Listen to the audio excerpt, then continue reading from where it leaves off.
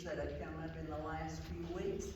And so, it was determined that we needed to get, he and I made the decision, I guess, to get together, hopefully answer questions that the board members might have. This is not a regular meeting, this is a question and answer session.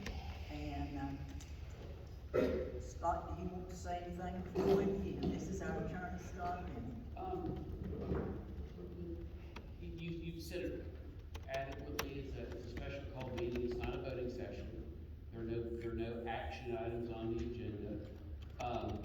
As best as I can, if we find ourselves talking about things that I think might require an executive session, I'll flag that, and I'll try to, if we're going down a rabbit hole. Likewise, if there's a possibility we can talk about things that are a little confidential, and so I may have to speak in generalities if we get to that point. And certainly I'm not going to divulge any attorney-client privileges that y'all have shared with me. So anything that you've shared with me is confidential unless context suggests otherwise. So, otherwise, Madam Chair, we talked about some things, and I think, I don't know if there was necessarily decided upon a format for this, but that first topic is easy. If you want, I can just dive right on into it. Go. So, board members, there was a question that arose about, whether a town compensated employees for time that they're spending outside of their regular job responsibilities to do various things. In particular, one of the topics was relocating files, relocating their stuff to the office. And the files in particular are of special concern to me because we have a duty to maintain confidentiality on a number of files, special ed files, ordinary student records, payroll files, tax records, you name it. And so we can't just hire people to go and do those things. So the question is, how do we compensate employees for having to do that outside of the regular block of time? And so there are a couple of things that the board can do. The most obvious thing to do is pay them. That's the obvious thing, and it's the easiest thing to do. It's time and a half. The downside is, you have budgeted for it, that pretty quickly gobbles up items in the budget. This time and a half is literally the time plus 50%. Something else that you can do, we would actually have a written agreement with you for meetings. By the way, I'm going to mention that not all of you have your names. I was looking at Mr. Shrum, and I was about to address Mr. Shrum, and it threw me for a split second. I about called him Ms. Broom. So Mr. Shrum is very good to recall this from his days as a faithful maintenance employee, but there is such a thing as comp time. Now, if you're going to do comp time properly, you're supposed to have a written agreement with the employee before you do it. You don't just hand it down. And the way it works is that they, rather than having salary attributed to them, they have time off that's attributed to them. So it's comp time.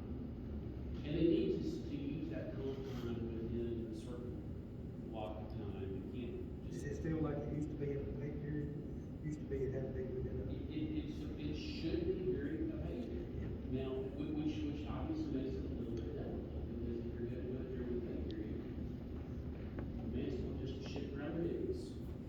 So if you have a written agreement, and you say you can do this within 30 days, and from you did it, was there a written agreement, or was it just an understanding? It was just the way it used to work for us.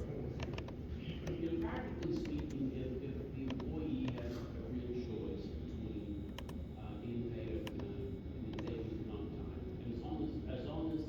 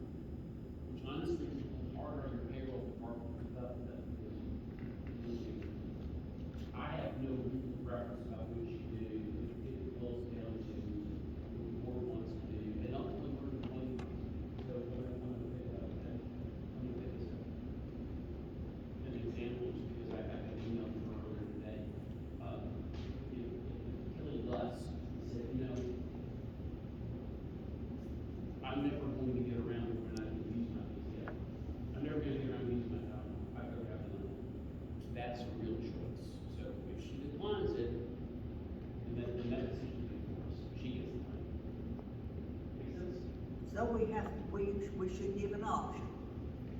We should give an option. Particularly this time of year, and like you said, everything, is there any way that we could in the agreement say that this has to be completed by the end of the fiscal year, which is January? You can do that, and if they agree, then that's perfectly fine. Now, understand, if they don't agree, then Yes. we'll pay the money. Right. And see, you end up in the same spot. Well, that was my thought, because, and if, is it mandatory that the board do this? Well, it's mandatory that if you are going, well, you have two choices. And I don't know how much money you have in the budget for payroll. So if you look at the line items, if you're not going to exceed the line items for a particular budget category, you don't need to do anything. So as for instance, again, I'm gonna take this list, and then she may not be a good example, because I don't know if she's salary or hourly, I don't know. But let's assume that she's hourly.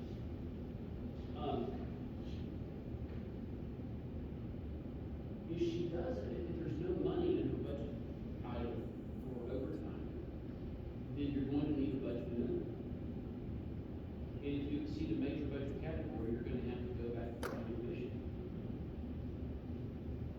On the other hand, so I'm sure you're gonna need board action. On the other hand, if you wanna authorize your director to give people comp time, that is something that this board would have to do explicitly, because your current policy will not authorize that. So, you've got room in your budget, the board doesn't have to do anything. But I probably bet you should have done that, what you do is up to you. How would this pertain to salary employees who are also receiving a stipend? I mean, would we still be thinking to do the same thing to them? Because I mean, to me, most of the people that I know work a salary job. If you work 80 hours, you work 80, if you work 40, you work. So you said, this is an interesting question, so you said, salary employees who also receive stipends. Yeah. We have numerous employees that pay and receive, I think the lowest one is what, like $5,000 stipend, and something goes up to $20,000 for doing other jobs. So they're already getting paid for doing additional work. Okay, so depending upon what the stipend is, and I'm sure that this is an example for, I've never seen this, but I'm sure that you're paying the stipend in such a way that it doesn't affect, your exempt status as a paraeducator. Your question there is going to be, how do you pay overtime for someone who isn't charged by the law? In that scenario, you can't pay them overtime as such, because we do restore their exempt status. So for them, they can either do it on their own time, do their stuff on their own time, which seems a little presumptuous, seems a little unfair, or you can give them the pay time. My suggestion would be those employees who May I give an example? Christian, may I use you as an example?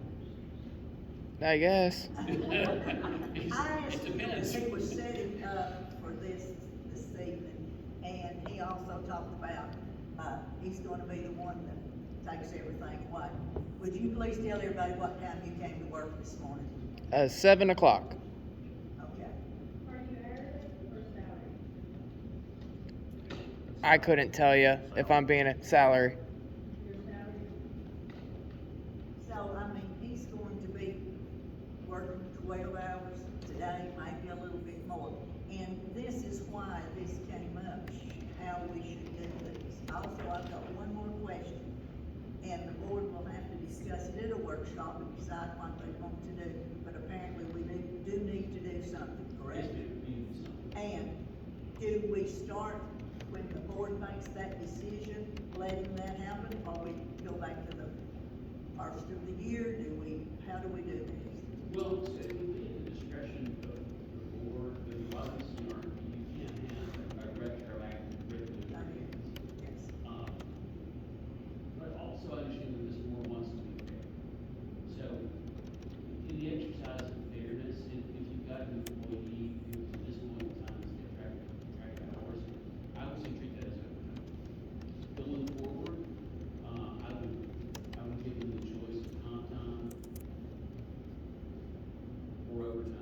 salary individuals, that's a great question, ma'am. I would do it as PTO. But I really are not. I have to be for a salary employee, at the board's discretion. That's right. You don't have to do it yourself, because a salary employee, you're paid to do your job. Now, the counterpoint to that, if I'm a salary employee, is I'm paid to do the job I was hired to do. I'm not paid to do a job that, for example, if I were a special educator, I'm paid to educate kids, and I'm paid to do something with files. But I'm also in charge of those files, and I'm not letting those touch those files. So there's an equity issue, and really it's up to the board to balance that. You're right, what you can do, what you must do, how you sift through that, I think at the end of the day, is a matter of what's. And in the school system too, you have very high-ranking, very important people who maybe aren't salaried. Yes, ma'am. How important is it to protect student files? How important is it to protect student files? With regard to moving stuff, I would say it's essential. Would it be a liability if we just had other people? There's potentially a liability. So under FERPA, the Federal Education Records and Privacy Act, the weird thing, well, it is weird. You can't get sued for a breach under FERPA. So if you use a FERPA breach, it may be unprofessional, but we don't get sued for it, we get the liability. But what can happen is USDOE can withhold the funding. Now, that rarely happens. And it happens when there's a systemic problem where the district has failed to take precautions. So my strong suggestion, and we're gonna get to it a little bit later, I suppose, next, under Coleman, my understanding is that there's a student record in Coleman. My strong suggestion is that whoever moves those records, if we get a third party then to remove those records, we need to have a really good confidentiality agreement with them. So we outsource that by agreement with a third party, and there's gotta be a very good confidentiality. So, really makes this a lot, we could actually outsource that to a company and just have confidentiality. Well, I mean, yes, but then you're paying somebody else. I mean, they're doing pretty much. And there too, one of the things that you run into when you're moving records, it's all well and good. Let's take a moving company, Armstrong. They move office space, like big office spaces. They're outstanding. But the problem is, all it takes is one breach. And even when you're having Armstrong move stuff, when they come in to move files, they expect that everything is going to be in a plastic box, and it's not digital, it's supposed to be sealed. Somebody's gonna take it out of those cabinets and be tracked. And then somebody else is gonna take it out of the boxes and stick it over here. So even if you're gonna outsource it, you gotta be careful, because somebody's gotta be there to be sure that, what is this? I know this kid, right? All it takes is one problem. Does that answer all the questions anyone has about compensation, overtime? All right, another, let's move on to talk. Yes, ma'am. So, Coleman School, and I'm gonna admit that I'm uncertain what exactly the board decided to do, so I'm gonna speak very broad. I'm gonna tell you what I think I understand, and then subsequently what I think happened. My understanding is that the board voted to donate to the Coleman School to the city of Coleman.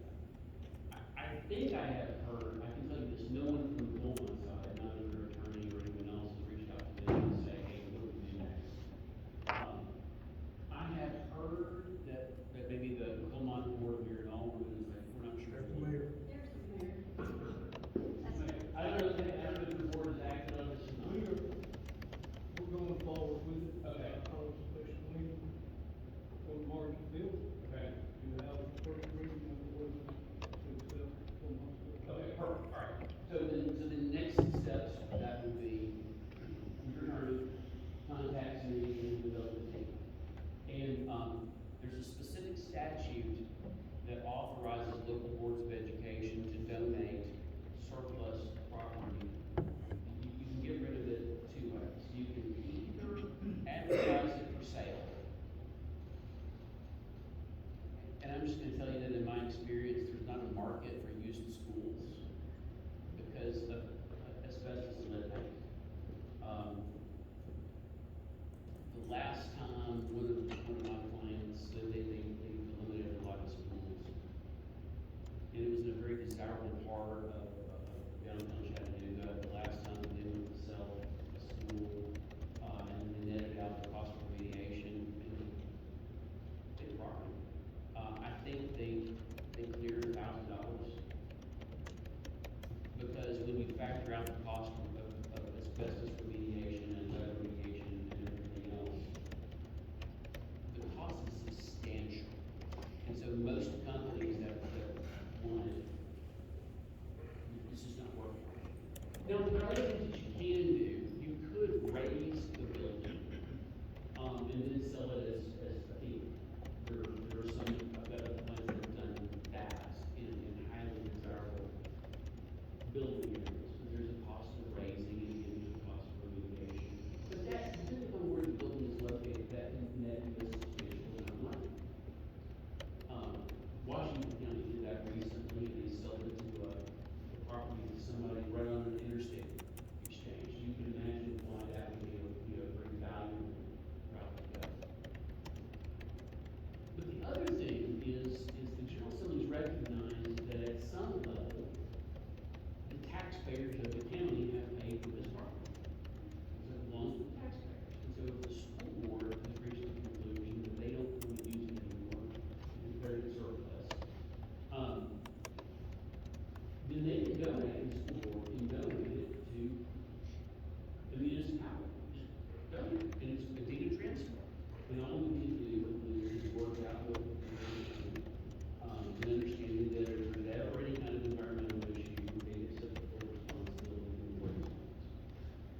So 20 years down the road, if there's a Clean Water Act issue, the thing about Clean Water Act is it goes back to everybody who's ever owned the property to the donor.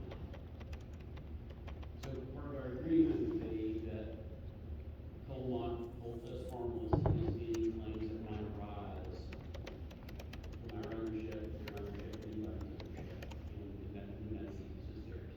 That makes sense because it's ultimately the taxpayers. Right? So that's what we're waiting. All right, Until so- your attorney call me, we'll get it done. But they have not contacted you yet? Not yet, okay. Okay. So, the school had been closed for asbestos or whatever, I've not followed the complete report, et cetera. So, the problem came up about because of, right now, our schools are overcrowded, schools have been closed, we don't know whether to go to middle school or not. Can a school, with all that going on, be open back up and not be a liability for a middle school, is what I'm asking? Oh, that's a good question.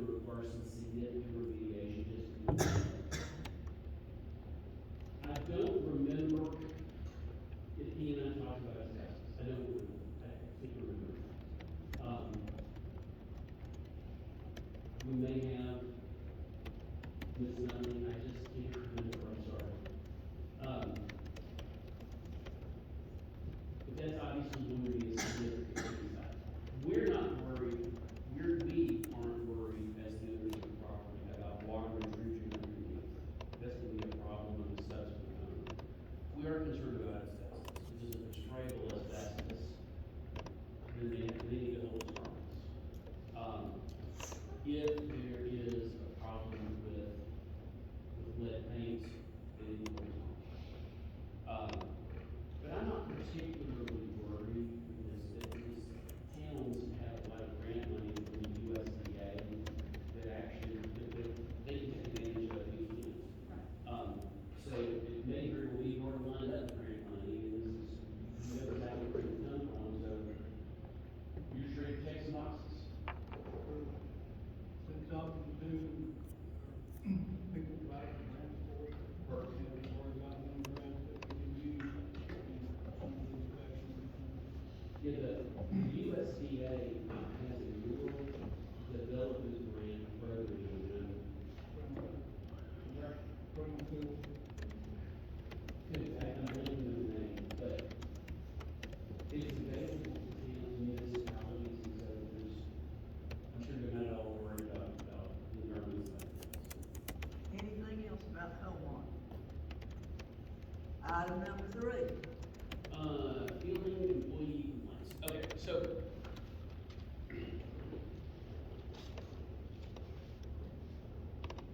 And this is where I'm looking at the ceiling, because I want to respect confidentiality, both of people who may want to lodge a complaint and people who may complain against. The highest level where I can talk about this is, if an employee has a complaint that anybody has violated state law or board policy, then there's a system in place to investigate those complaints. And doesn't matter whether that employee is the person sitting next to them. Doesn't matter if the person doing what they're complaining about is a supervisor somewhere in the central office room of the board. There's a system in place to investigate those complaints. And in as far as we are able, we try to respect employee confidentiality, because we want to encourage people, if they have a concern, to raise that concern. And so a lot of that is on a need-to-know basis. And in fact, this week I was talking with Ms. Lusk, not this Ms. Lusk, but HR Ms. Lusk, about how to navigate a particular issue. The reverse is also true. If people from the outside have a concern about an employee, we investigate. And like I said, the board has a concern about an employee, depending upon the hat you're wearing, we will investigate.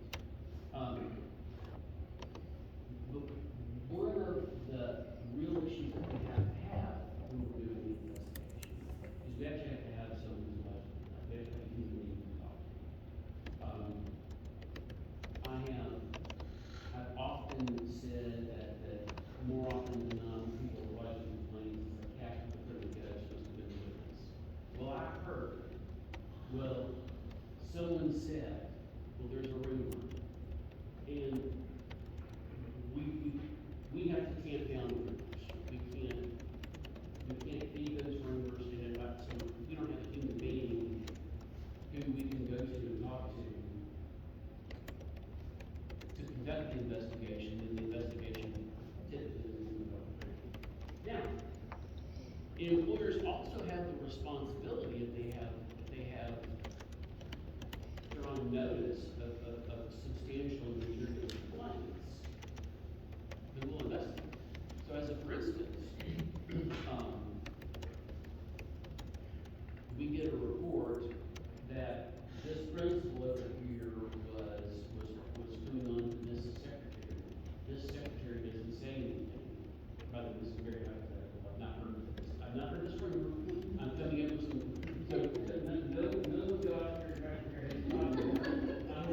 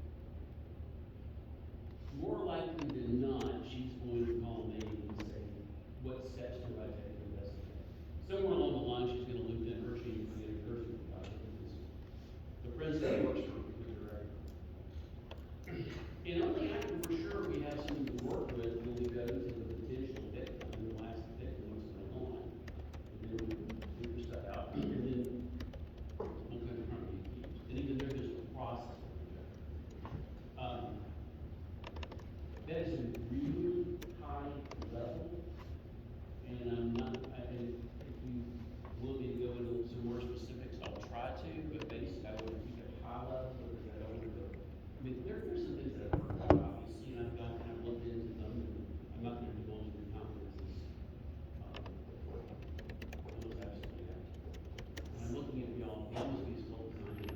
I mean, Miss Free. Brenda is right here, with her eyes are probably. I know, I mean, just frozen today. Any other questions? Let me just leave, let me look at, fill the employee complaints. We have an obligation under state and federal law to provide an environment free of workplace harassment. That's what we're gonna do. I know the reason that we worded that vaguely was on purpose. And so I will also say we have a responsibility to parents to be sure that none of our employees are themselves guilty of harassment. So that swings both ways. The fact that you work with the system doesn't mean that you're immune. You know, obviously, harassment and retaliation can be enforced. So when we're aware, we investigate. I have a question. Yes, ma'am. Okay, so where I work at, and of course I work, have to have a good, you know, it's huge. If there's, we have a person that fills all of those complaints, it's just one person, and then it's our people all take the options. And then he goes and he does an investigation, and if I was talking to Phyllis about something that offended Joel could call this person and say, hey, Phyllis and Victor were talking about something and it offended me, or I didn't think, you know, it wasn't workplace, you know, it wasn't something that needs to be said in the workplace. Then he comes and he does his investigation and he investigates with Phyllis and says, when you say that, whatever, you know, and then, but, and it's everything from harassment to all the things. Do we have a person like that? We have one person like that, that if there are people that wanna say something, but they don't, they wanna say, you know, they want confidentiality and they wanna stay, but not anonymous, but they want that conversation to be confident. Right. You know, and kept it secret while they. Right now. I know. My arm's hurt, I'm sorry. But did we have a person, Yes, so one person that investigates and keeps confidentiality of the employee or employer or whoever? my connectivity is a little glitchy right now. I was trying to actually pull up the policy. But lawyers refer to that policy as a Farragher policy. And what Farragher means is, it's a case that requires employers to have, a policy that prohibits workplace harassment, and it requires training and education. Is that policy? It's No, policy. it's not the policy. Sorry? No, it's not the policy. Okay, I would look. I can look that up. I haven't checked your policy, but my suspicion is that, in your policy manual, it would be like 6-3, no, it would be 5502, 5503, or 5504, somewhere in there. And somewhere in there, it should say your HR director, which would be Kelly Lusk. I don't know if y'all have updated it since Ms. Lusk's hire to specify that she is the person, that she's the HR director. She's the one that the complaints would go to.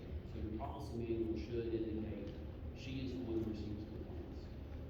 She and I were actually discussing that this week, and, she mentioned anecdotally that everybody knows that she's the person that people complain to, evidently about everything. A little bit of joke. But because she's the HR person, she's the one who feels these things. So yeah, our policy should be clear, and looking at Dr. Burley, if her name isn't specified in there, we should probably update our policies to be sure that anyone who has. I think it was changed at November, or I don't know, it has been changed because I was reading the policy today to make sure. Okay. Well, and that's the one policy that I should have read before I got here, and I forgot to read it. So, to answer your question, and some employers call ombudsman, you know, people advocate internally for employees. Y'all aren't big enough to have a true ombudsman, but Ms. Lusk understands that when there's a complaint, it's confidential. Now, the thing is, we're Republicans, and so at some level, at some point, all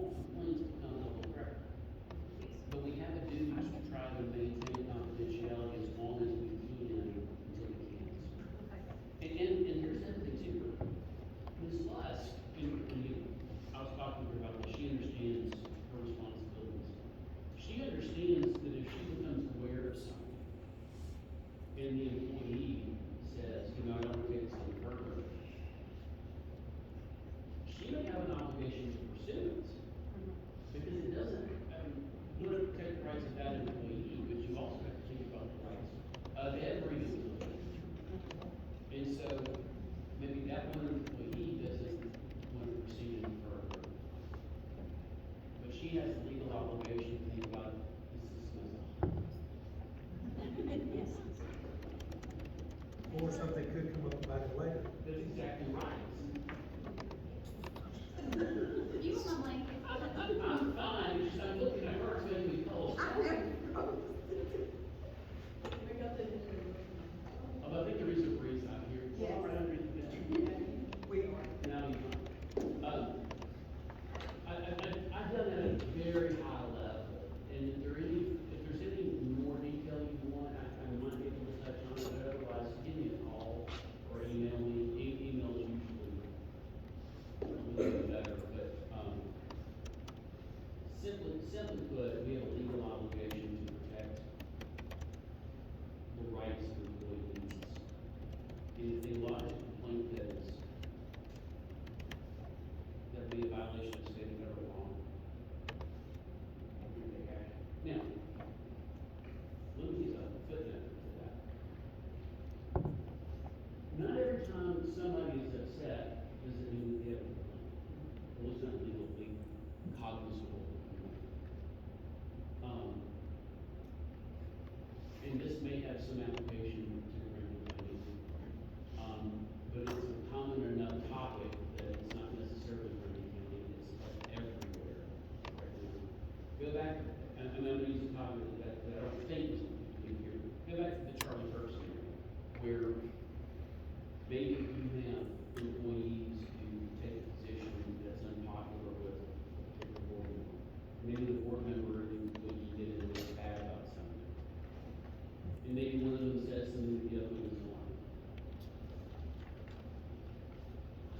First Amendment is the law of the land, and that's going to stretch over really a lot of things. And I've explained that to a lot of people that when you get right down to it, most public speech about matters of public concern is going to be protected by the First Amendment. The exceptions would be where someone is speaking out and saying something that's maliciously false and defamatory. It's not just false, it has to be false, and the person making the statement either has to know it's false or really doesn't care whether it's false. I think the word reckless is a good adjective for that. So it's a reckless comment.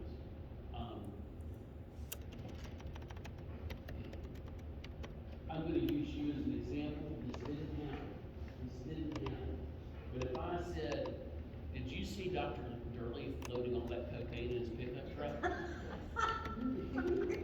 And you say, I don't know what you're talking about. I didn't say I saw Dr. Durley loading all that cocaine in his pickup truck. But I have said it in a way that implies he was loading all that cocaine in his pickup truck. Did you see him look? And I said, what? No, I never heard of such. And I walked away. And so she repeats what I said. I heard, well, you didn't hear anything from me.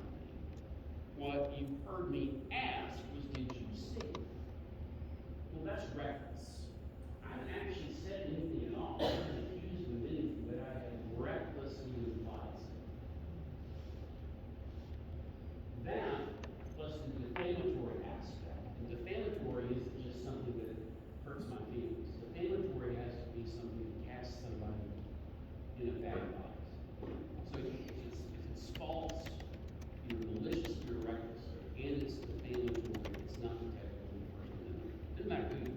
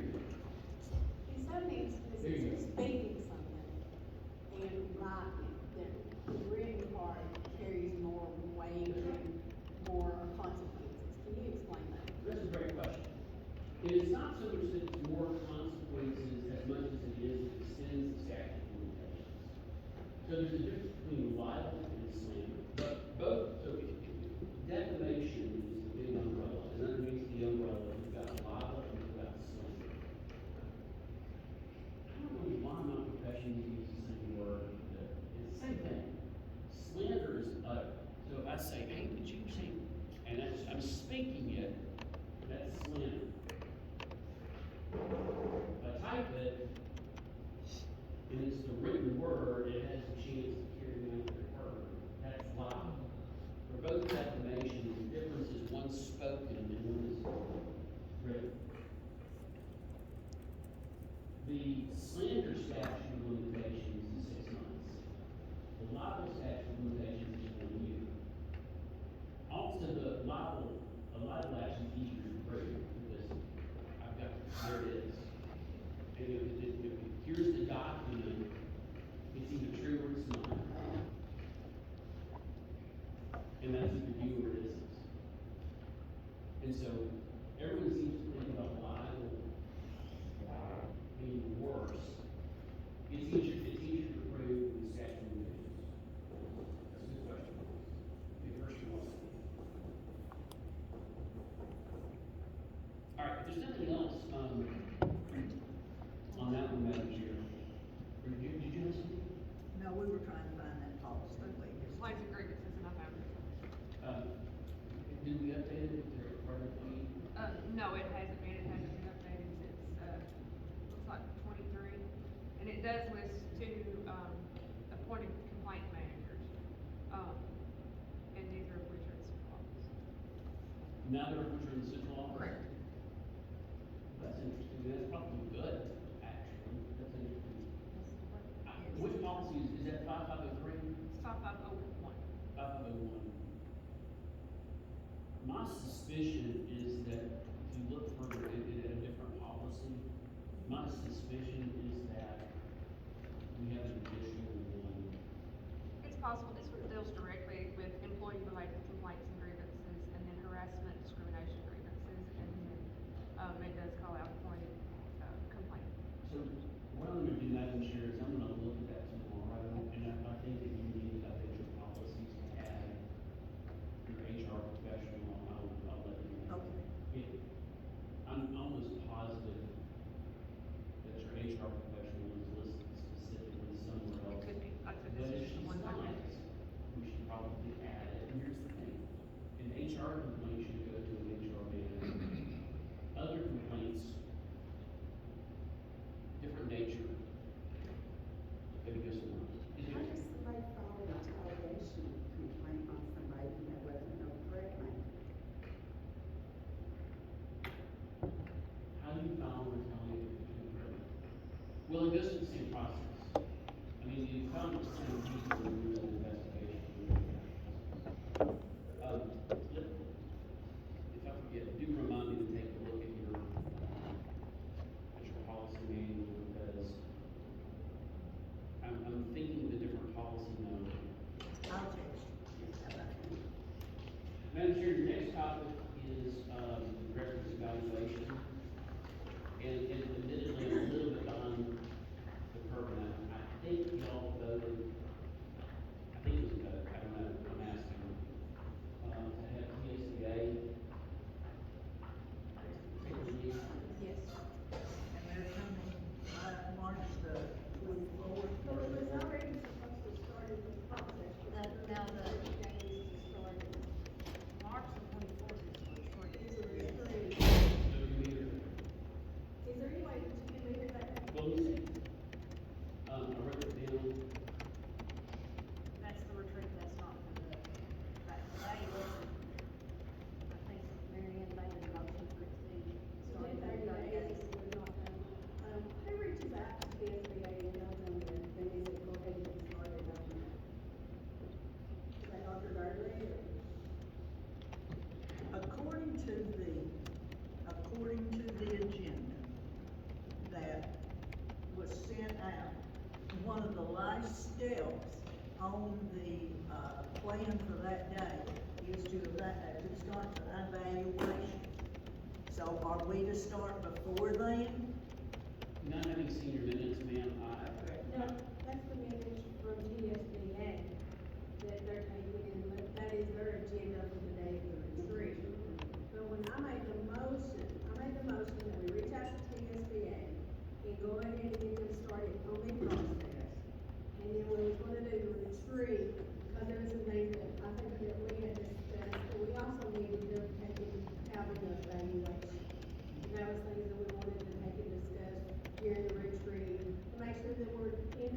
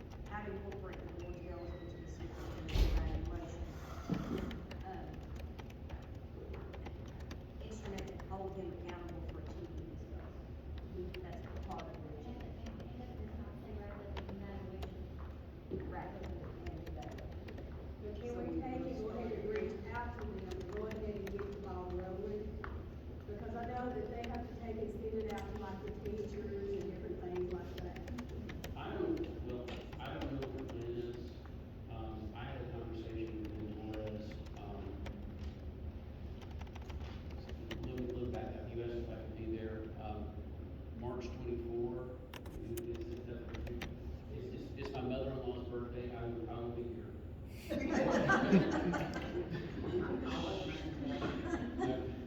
don't know that number yet. So yeah, that's the only thing on my calendar, and I'm gonna be honest, I'm not gonna try to Charlotte, North Carolina during the middle of the week, so that. You better send her a card. We will send her, yeah, I don't have anything on my calendar, so I can do it. So Ben and I spoke, and I don't actually know that he knows where you all are in the process of the plan. And so I encouraged him when he has a minute to reach out to did you talk to him since he and I spoke? No, sir, I've even called him and left a message, Okay. and he says not responded yet. So the process that TSBA does, and this is something that Ben and Dr. Chris have looked at, is they start with vision casting. They develop a vision, a mission, a strategic plan, and then an evaluation format. And I said, well, Ben, my understanding is that this board within the last 4 months voted on the vision, the mission, and the strategic plan. And he said, oh, I didn't know that. Well, so they typically build the evaluation around those things, and they give it a year, and the board evaluates to see how the directors implemented the plan. Now, I explained to him that I think that the board is ready to do something with the director, some kind of feedback. And somewhere he was traveling with Benton County, somewhere in there, I was left with the impression that when all was said and done, they weren't going to be doing the evaluation for the director. They were going to give you the tools, or y'all were going to develop the evaluation. So in her motion, she said for TSBA to do the. I understand that. I'm saying that I think when Ben and Tammy come here, I think that maybe they don't understand the marching orders. I don't know, so. The day that we went, when Shayla and I went to our, Your training? training, we told them our vision and vision statement, they told us it was awful wordy. But he emailed me the sample of the evaluation. Which I think I emailed all of them. But then. I think it's the same thing that we looked It's at. just based on, Back in April, wasn't it? it's just their sample copy of what they do their evaluations on. So back in April, let me back up, because the broader question here is comparative evaluations, big topic, ESPA is using that. But if you go back to the meeting we had in March or April, we had some discussions around fact that the director's entitled to an evaluation and what that evaluation would look like. And the big picture item that we talked about was that the board and the director need to have some kind of results. And ideally those would flow from the strategic plan. And at that point, I think we did at least twice. I met the board and all and some SWOT analysis, strengths, weaknesses, opportunities, threats, put together, what happens next. And so, as I recall, the thought was, okay, if you could do some sort of like midterm, like unofficial, but midterm evaluation. You called it informal. An informal, that's right, an informal, unofficial, but I like to call it a midterm evaluation using the TSA formulas, which doesn't have any goals in it. And just say, hey, here's how we think it's doing. That would be a way to communicate your thoughts to the director about how you think it's doing. Now, here's the thing. That does not satisfy his contract. Because his contract specifically requires you to evaluate him based upon agreed upon goals. And so you can get TSBA to come in. You can get Marcia Guyton to come in.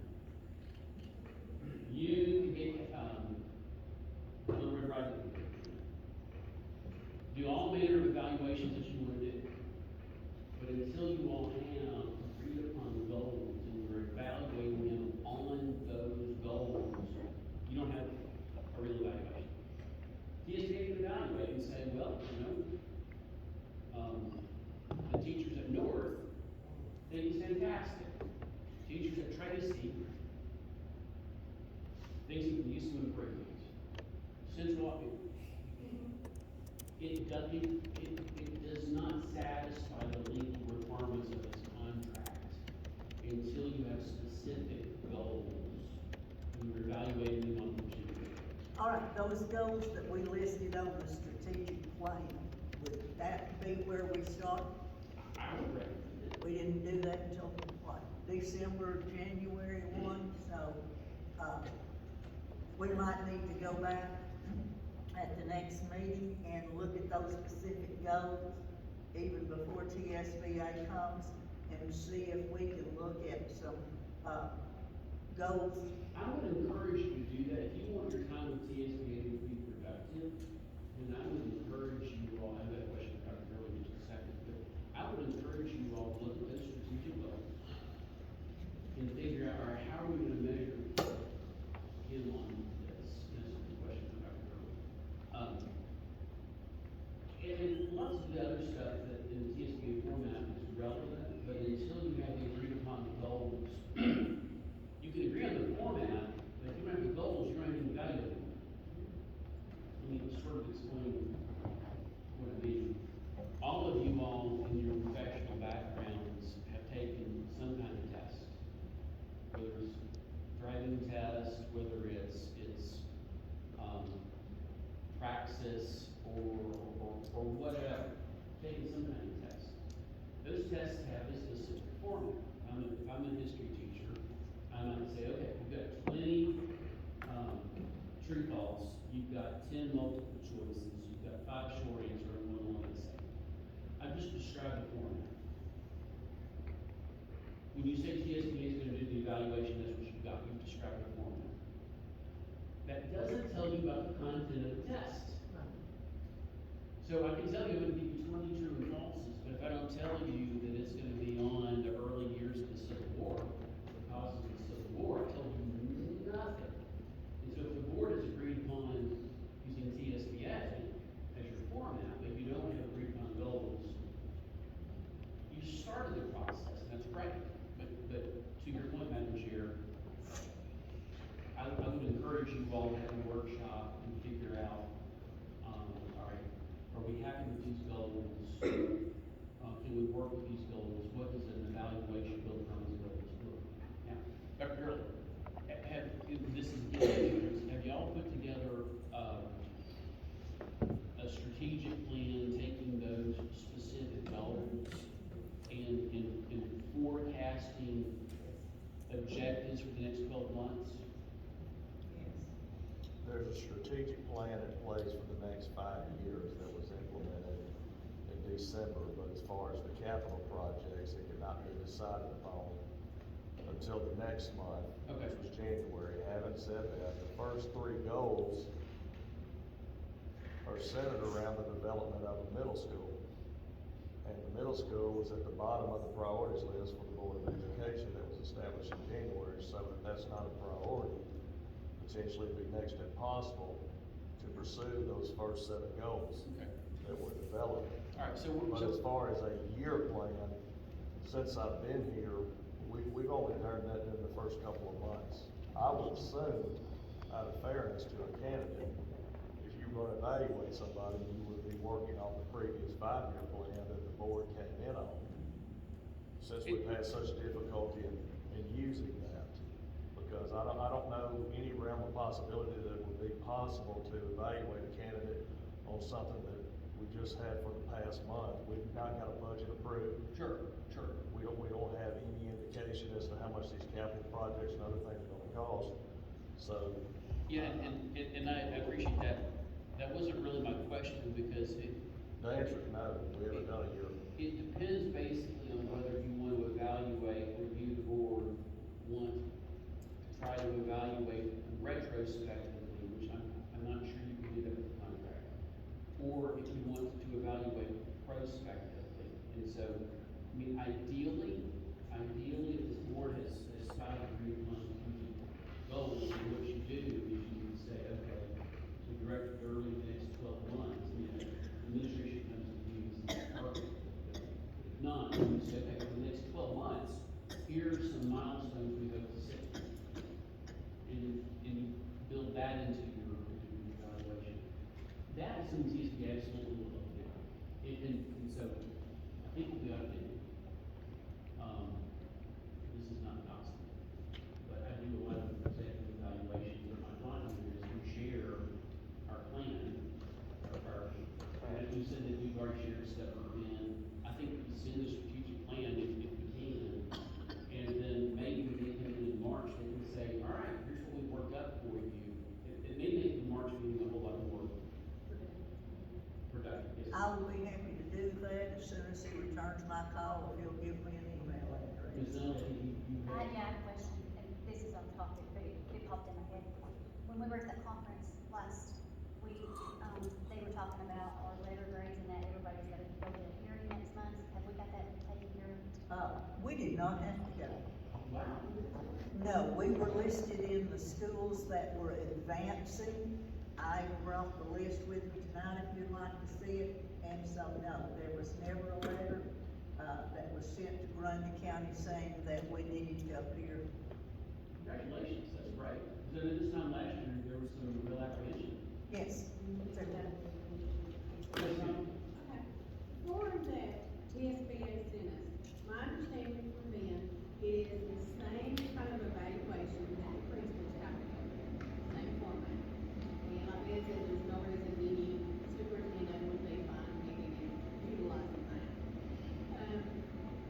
Now, and if I understand, that's the one that would go out to all the teachers and everything. And which one of the reasons I am so big on TSBA is because I do not want to sit on this board and go around and think this employee, that employee to do it. I want it to be confidential, that they do not have to worry about anybody knowing, that they're able to be open and honest about it. I mean, that's my big thing with TSBA. So, that form, is that gonna be, are we still gonna utilize that form? And then do the strategic plan along with it? That was sort of my question. Because that's what I would like to see. Well, so, Because the form is very detailed. well, so if you're asking me, is TSBA gonna help you develop a strategic plan? I think they're willing to guide you.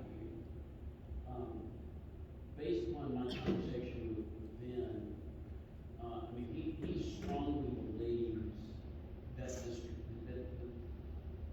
planning part, the day-to-day part, really should come from the administration, but the goals should come from the board, so it's a collaborative process. And, I mean, honestly, one of the things that I think has been a challenge for y'all in the last bit is, I guess, speaking in a common language about goals and objectives, and I think that probably March 24 will be kind of well spent.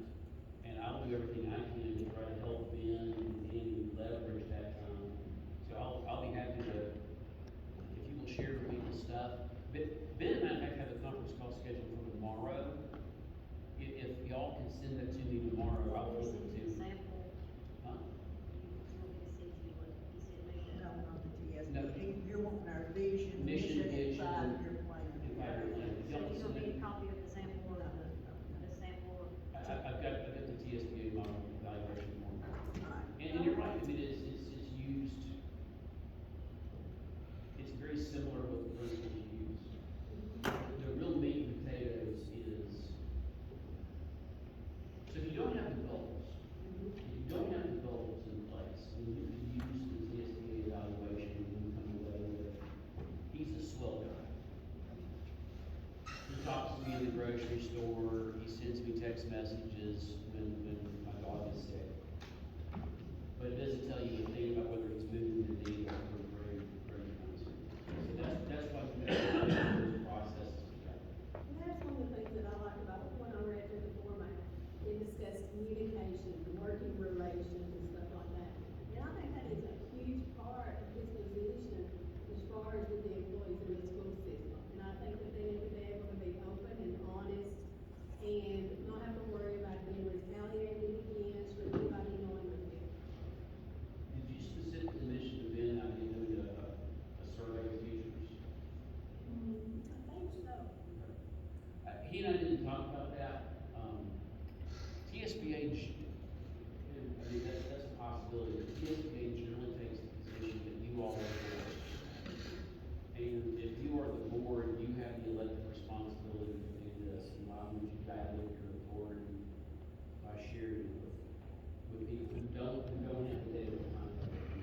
See, that's the thing about it, is that that's what a lot of the feedback that come from the last evaluations from teachers, that they had to put they didn't have to put their name down, they had to put their position, and that they could not take and give an honest opinion because of the security evaluation. Well, we certainly, that's something that you want TSBA to do, I don't see the reason that we can't do that. Okay. I would just like it to be confidential. To your point, and I've shared this with every director I've worked with, and it's a joke, but there's some truth to it. What is the drop job of every director in the city? It's the care and feeding of the board. And if you think about, we've described that as like you're talking to an elementary school child about a puppy, the care and feeding of a puppy. But yeah, that's what a director does. The director cares for the board, feeds the board information, manages issues. Yeah. So I agree. Anything, are you through with the I meeting? believe this Harvey is one more thing. That's it. Anybody else got anything on evaluation? I will see that, I'll talk to Scott tomorrow, see that the vision, the mission, the 5-year plan is sent out, and I'll also send it to you. Is that what you would like for me to do? That'd be perfect. My conference call with Ben is at 10 a.m. and it's gonna go to at least 2:30.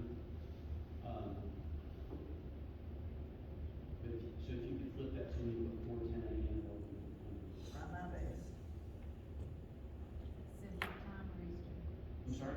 Send that. Central time? Central time. Slow down. Yeah. Mission statement and vision statement are on the website. It's on the website. So we don't need to send that to you, just a 5 If you send it to me, I can send it one email to Ben. Okay, And he wanted to go even for it.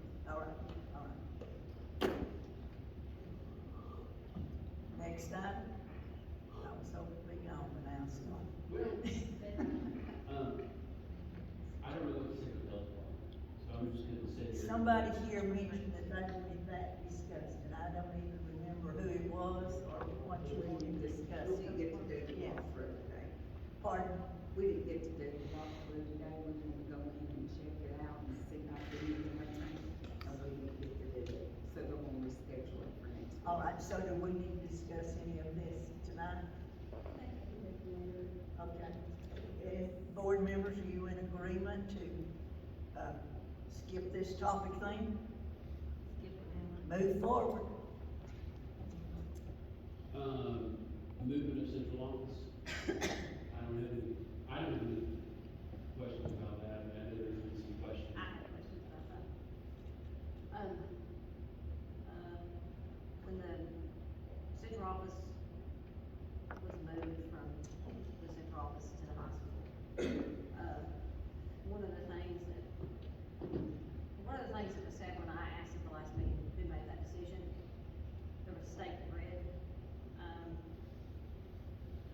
The question that I'm asking you is, did you ask them to, the chair and director, did you ask them to send us that information? I don't think I can say I asked them to send it, I said feel free to. Okay. I said feel free to. And I'm hamstrung because I wasn't at the last meeting and I haven't seen any. Well, the problem that I have with it is, and I'm gonna stick with this. My daughter told me, and I shouldn't be learning central office business, school board business from my 17-year-old senior. And the lack of communication, we have none, We were slammed with phone call. and thank God it's not 1992, because I could afford to pay that phone bill. I would have had to say, call me after 9 o'clock, you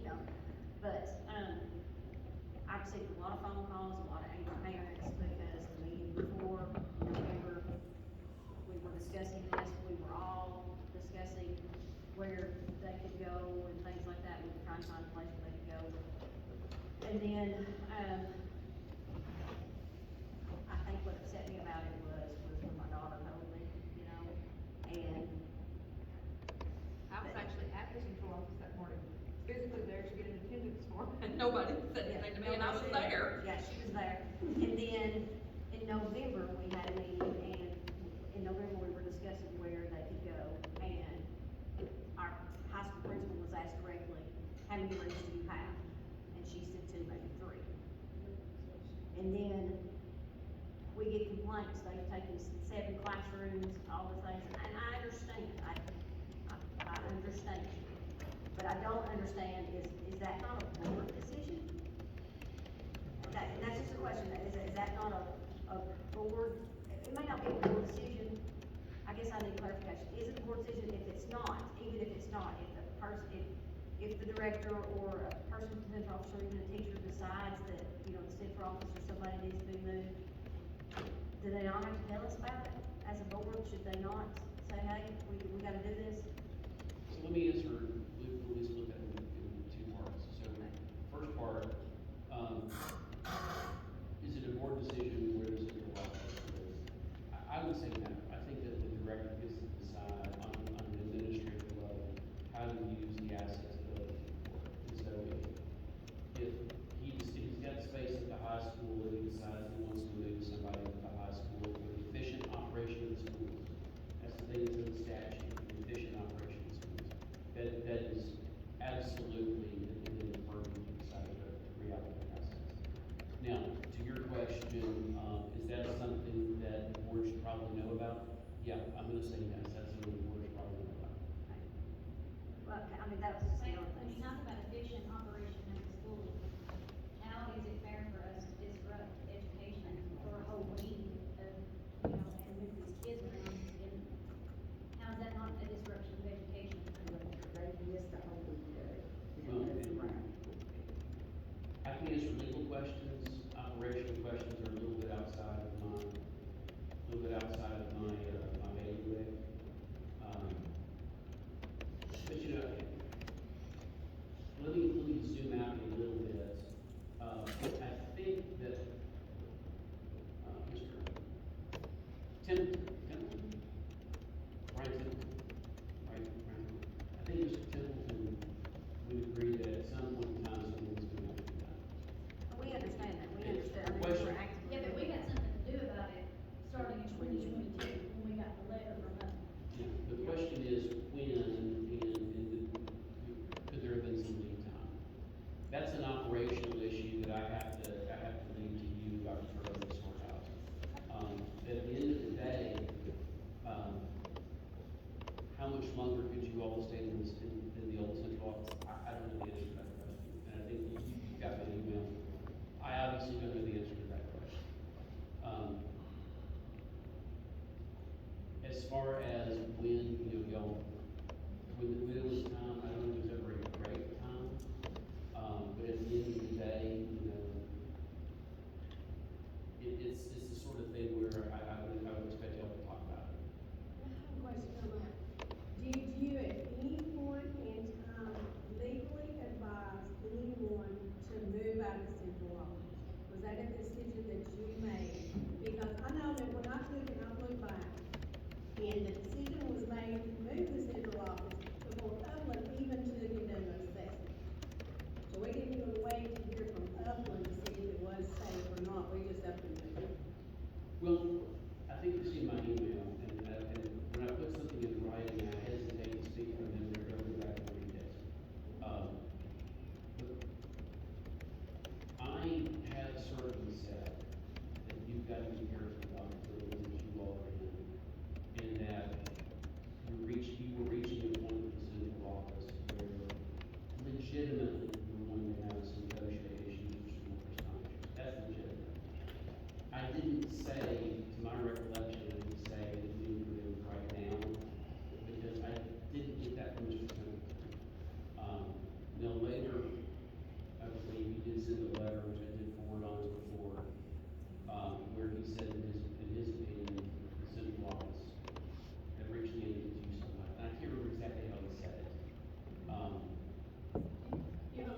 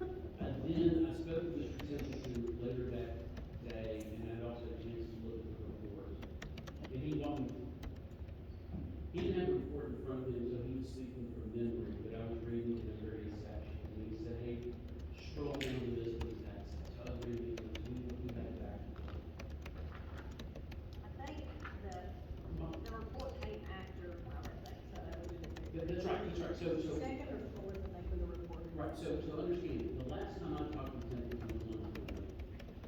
And then subsequently, he went back and he looked at the simple lots, and he said whatever it was he said.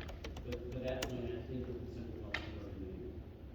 So I can tell you that in 2022, when it was inspected, it recommends, occupancy, it says building is in very poor condition, there are moisture issues in the crawl Yes. space.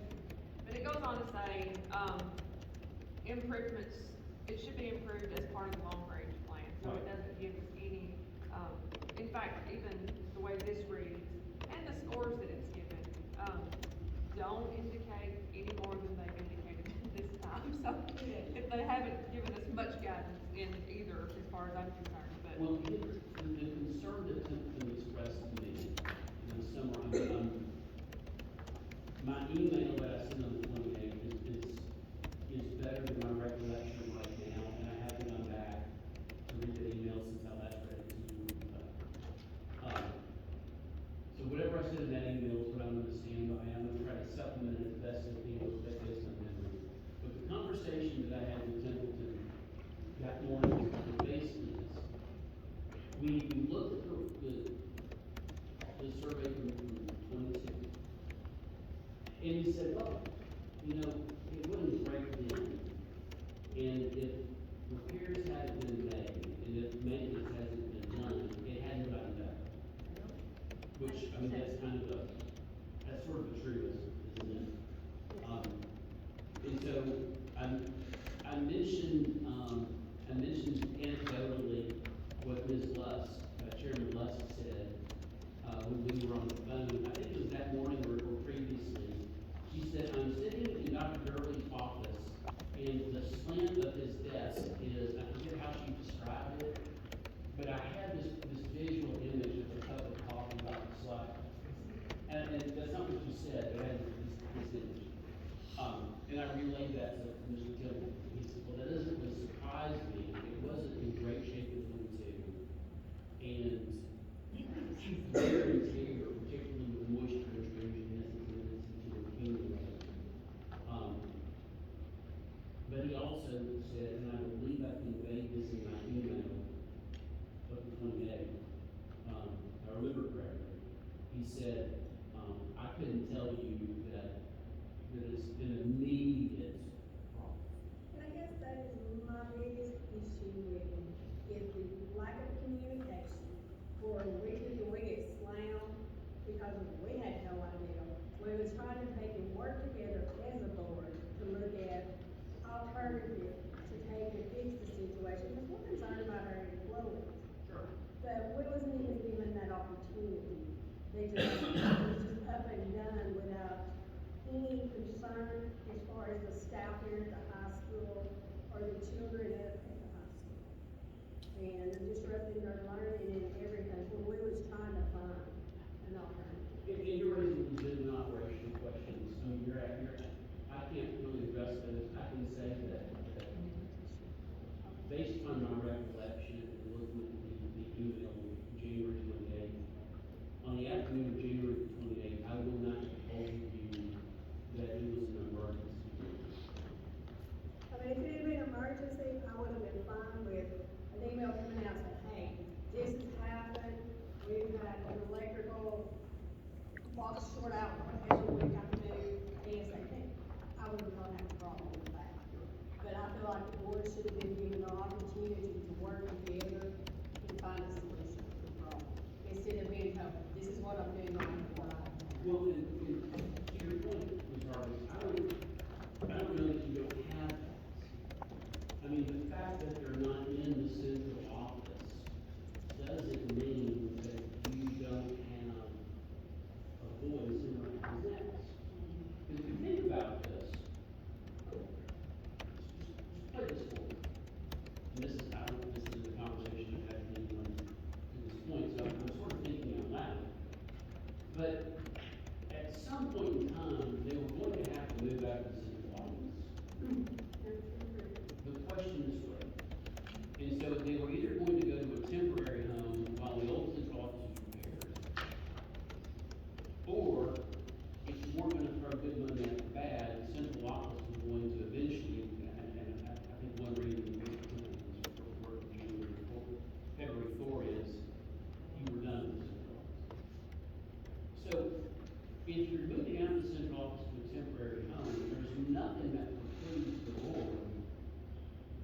from deciding what to do next.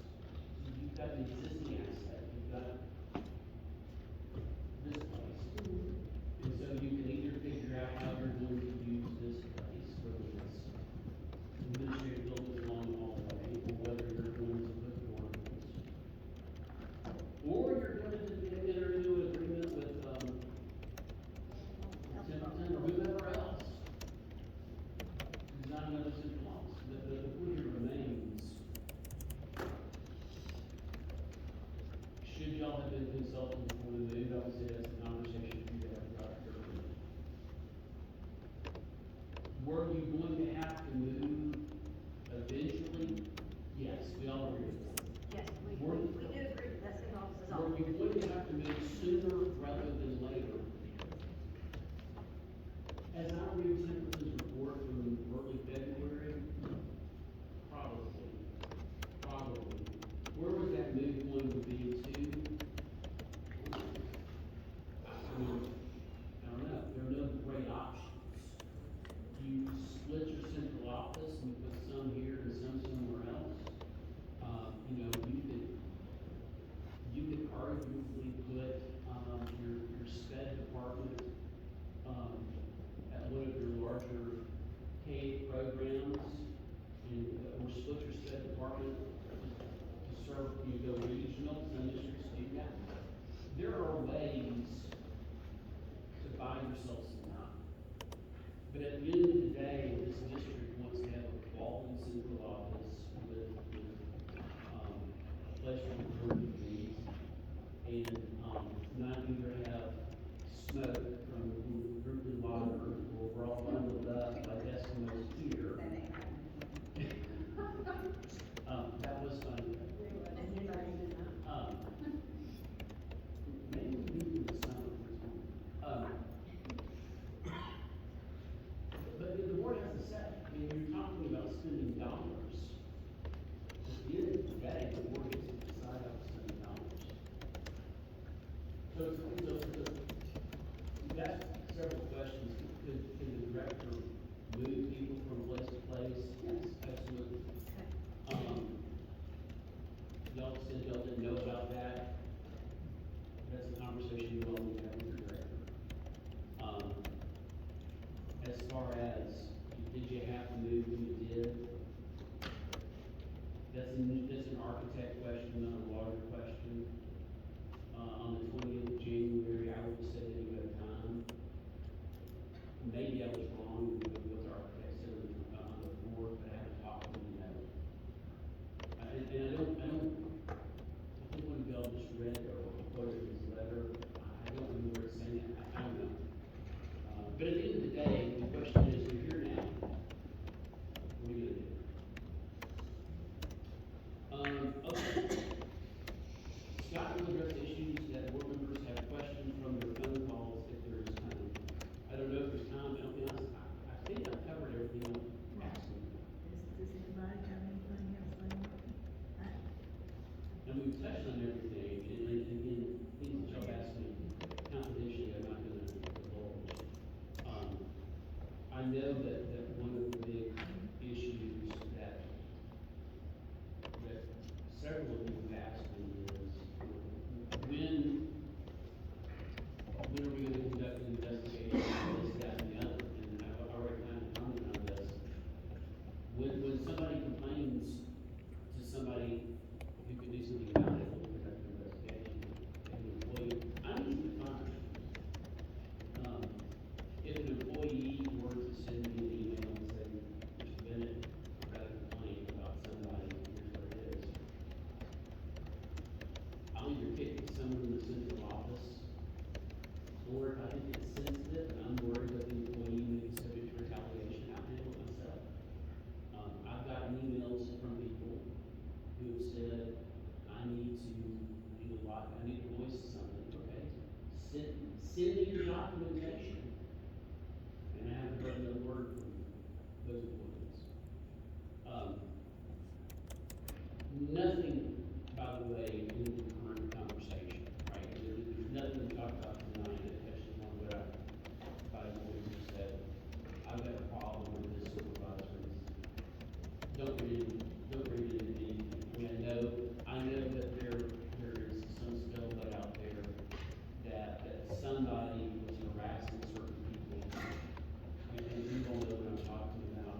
No one has said that to me. Exactly, nobody has said that to me, and in fact, I actually think that the source of that rumor is a misinterpretation of what another board member said, in reference to something that another board member said.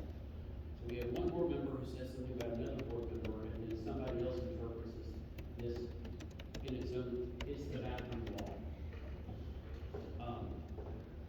So I stand before you and I tell you that if you come to me and you say, "Scott, do you know what they wrote on the bathroom wall of Misty's?" I'm gonna say no. I really don't. Well, they said such and such. Well, if I have a name, at some level, I'm gonna go out of my way to find out whether there's any truth to it, because I owe that to you all. But if I don't even have a name, I'm not gonna get a phone call. Because at some point, all I'm doing is I'm participating in pot stirring. And I'm anti-pot stirring. If it doesn't involve gumbo, I'm anti-pot stirring. Speaking of,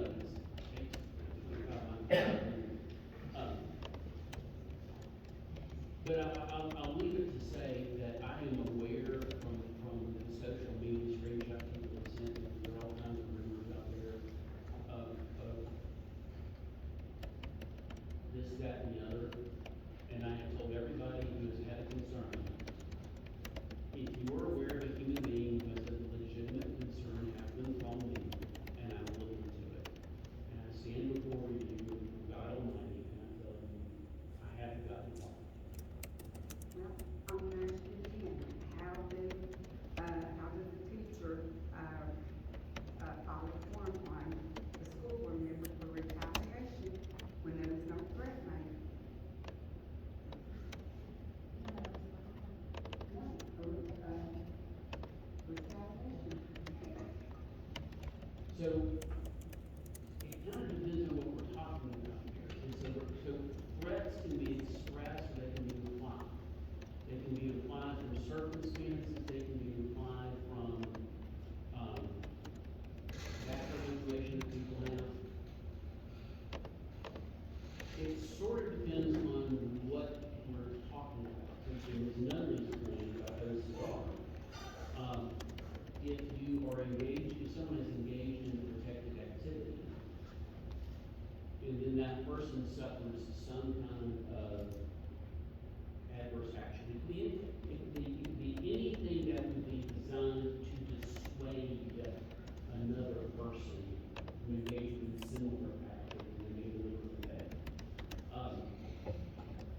Then that could be retaliation. Well, so that's why I said it depends on circumstances. So, it could be anything from if you engage in free speech. You're exercising your free speech rights, and you're saying X, Y, and Z, and then someone, does something that's designed to, well, maybe not even intended, maybe if it has the effect of chilling, that's literally the legal term we use. It has nothing to do with it currently.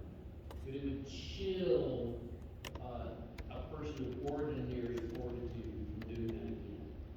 So, Retaliation, does that mean if you hire or fire somebody? no. Retaliation is literally anything that's designed to discourage someone from doing whatever it is they do. So, we talked about free speech. Let's say, take free speech out of it. Let's say you file a complaint, with Tennessee Department of Education because you don't like the way, something's being run in the school system. Whether you had a valid complaint or not, filing the complaint is a protected activity. say you're blowing the whistle on something that you think is illegal activity. Doesn't matter whether it was actually reasonably believed that it's illegal. All of these are protected activities. People sometimes think that retaliation has to be, like the loss of a job, or it has to have a financial impact, or it has to be in some way tangible. That's not true.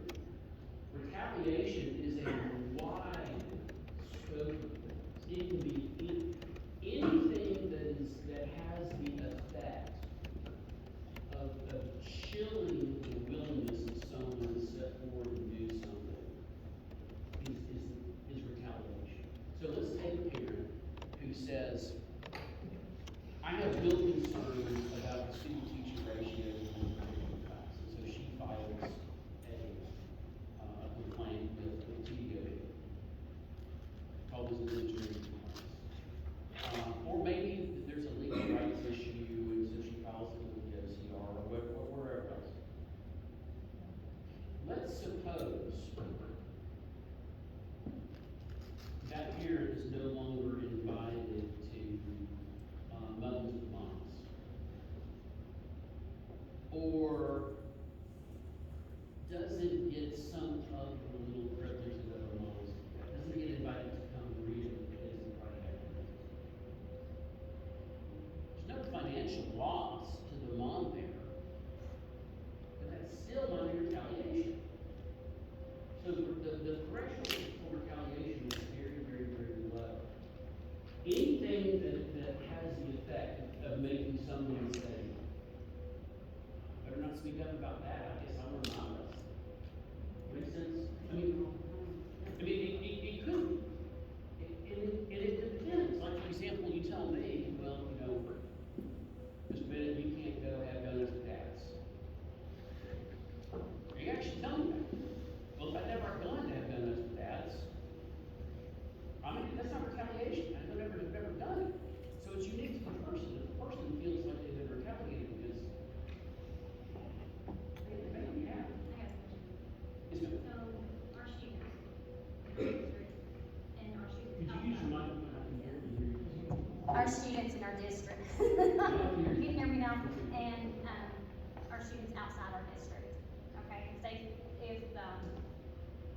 if our students outside our district and our school is our local LEA, which is our, local educational agency, right? If our children outside our district are retaliated against, and our local LEA are supposed to give them OT or PT or anything like that, especially we are legally, bound to do that, and that child has not received it, and is terrified to receive it, how do we handle that as a school district?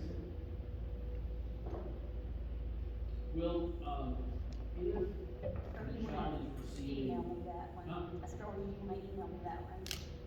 I didn't think that, because the child is receiving,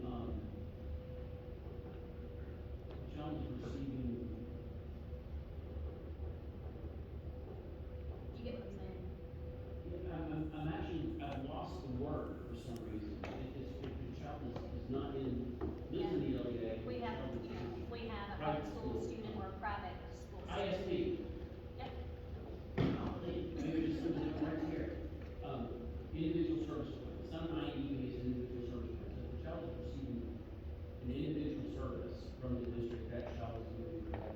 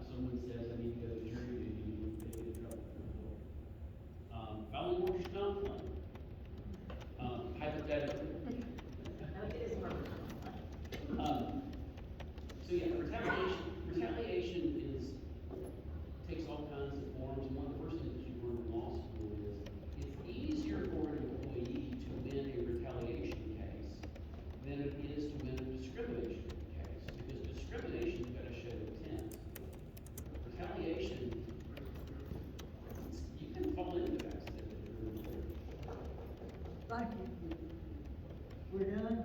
Yes.